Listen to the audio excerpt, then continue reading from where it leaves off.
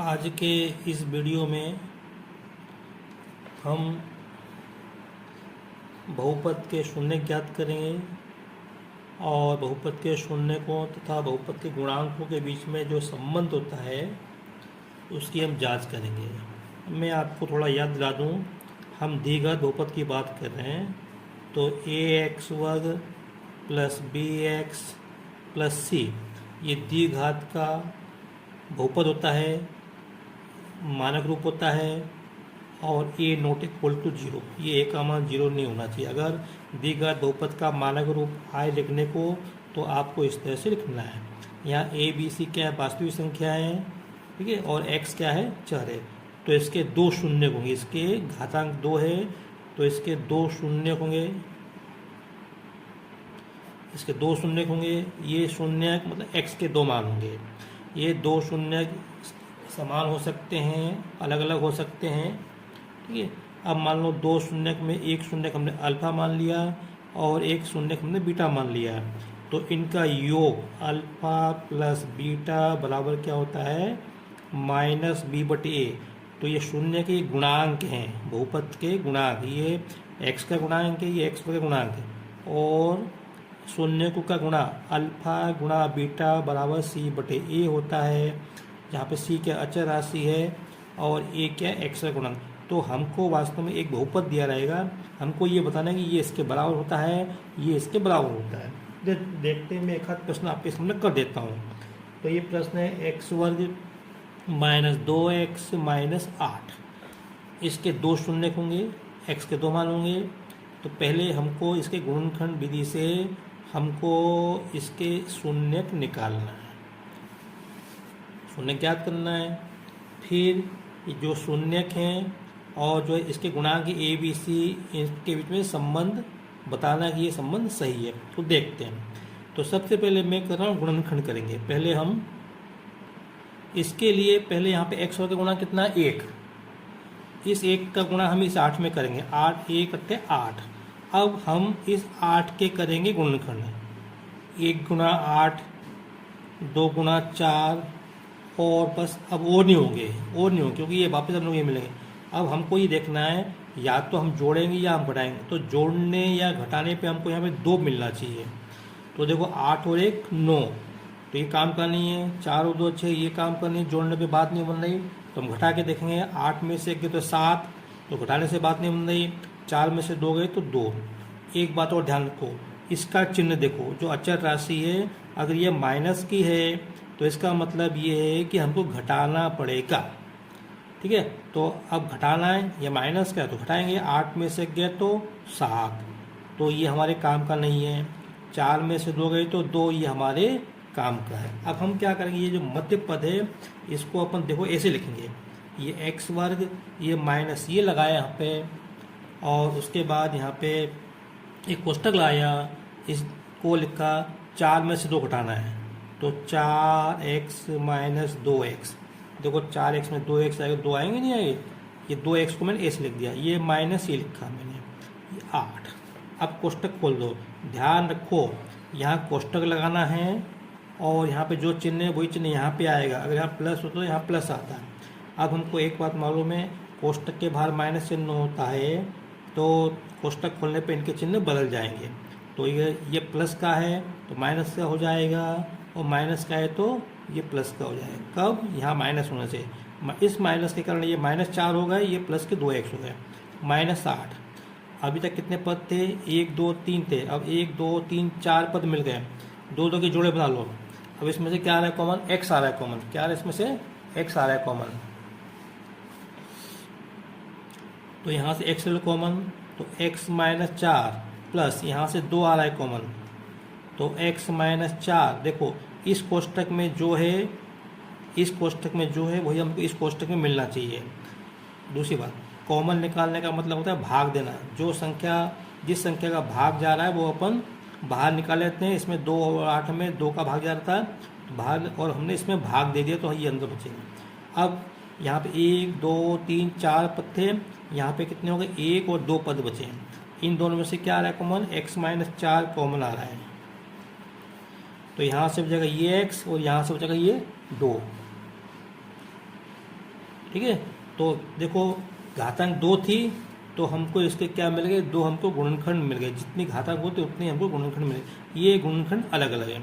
अब यहाँ से हमको x का मान मिलेगा, तो मतलब तो यहाँ से क्या करें, इसको x - 4 को शून्य रखो और x + 2 को शून्य रखो, तो यहाँ से मिलेगा x बराबर 4 मिलेगा, यहाँ से x बराबर -2 मिलेगा। तो हमारी ये दो शून्य हो गए, एक 4 एक -2।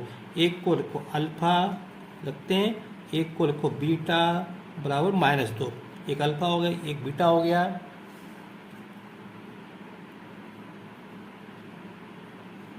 एक तो प्रश्न में ये कहा था कि बहुपद के शून्य ज्ञात करो, हमने बहुपद के शून्य ज्ञात करना। अब हमको लेकर सत्यापित करना है। क्या सत्यापित करना है, अल्फा + बीटा बराबर -b/a और अल्फा गुणा बीटा बराबर c/a, कि ये इसके बराबर होता है, ये इसके बराबर होता है। a b से क्या है, बहुपद के गुणांक है। तो देखो अब पहले मैं यहाँ से ले रहा हूँ, यहाँ पे तो पहले मैं अल्फा + बीटा का मान निकाल रहा हूँ। बोलो अल्फा + बीटा, अल्फा का मान कितना है 4 प्लस बीटा का मान कितना है -2। इसको हल करो तो 4 - 2 बराबर कितना 2 आएगा। तो अल्फा + बीटा का मान कितना आ गया -2। अब इसी के आगे लिखो -b/a, ये तो इसका मान भी 2 आना चाहिए, इसका मान भी 2 आना चाहिए।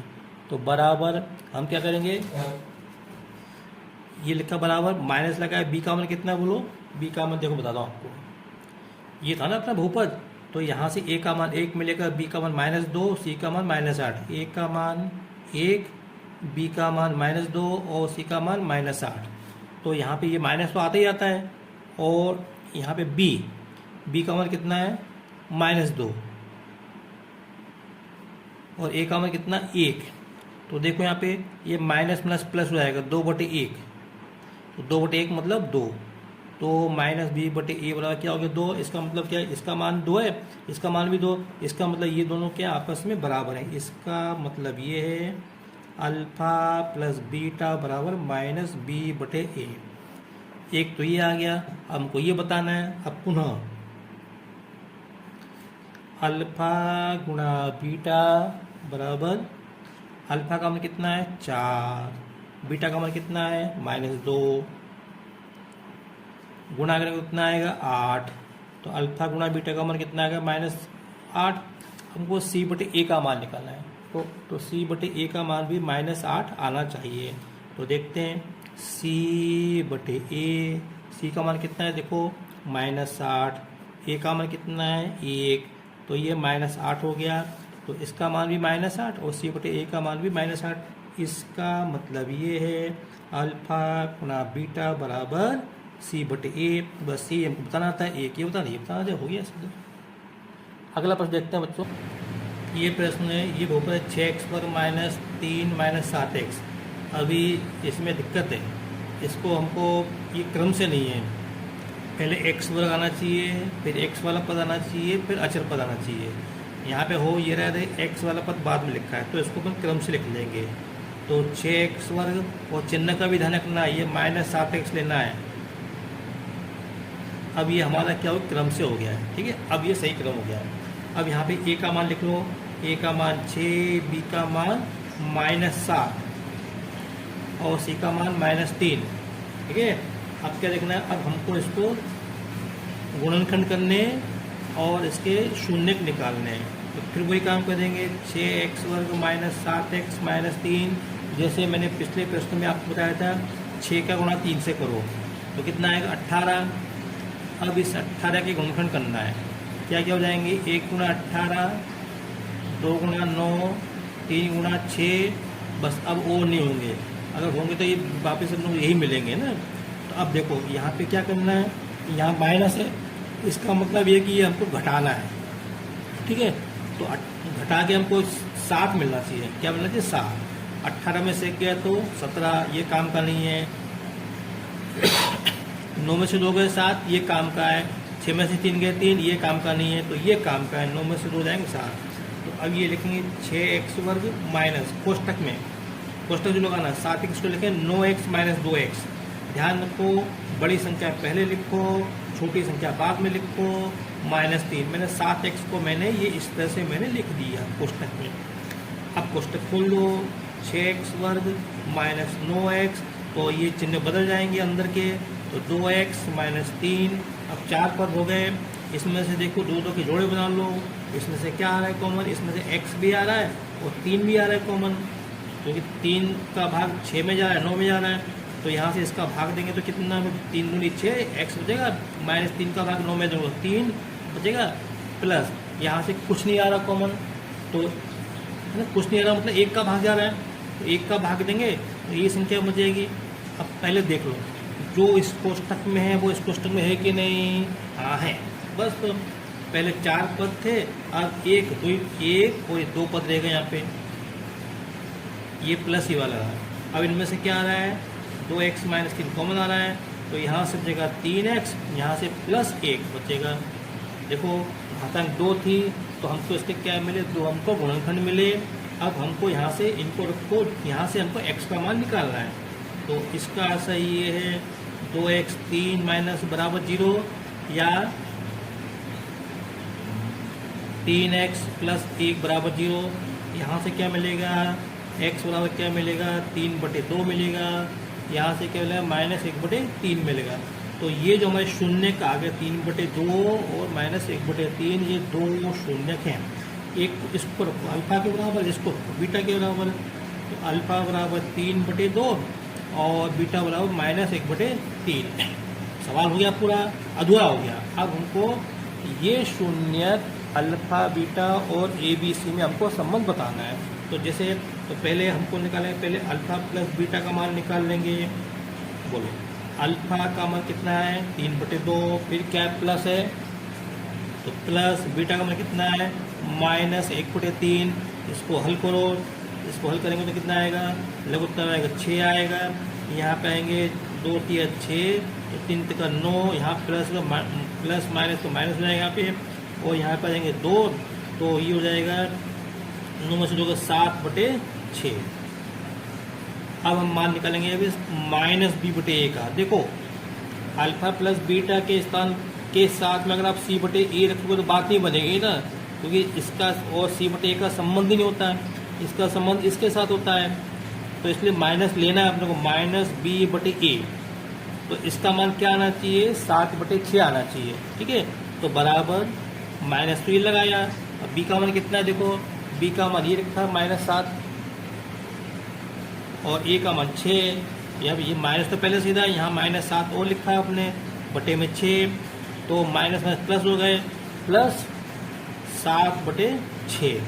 तो ये आपने देखा अल्फा प्लस बीटा का मान 7/6 और -b/a का मान 7/6। इसका मतलब क्या हुआ, इसका मतलब ये हुआ अल्फा प्लस बीटा बराबर -b/a, ठीक है। अब हमको ये दूसरा संबंध देखना है, अल्फा गुना बीटा देखना है।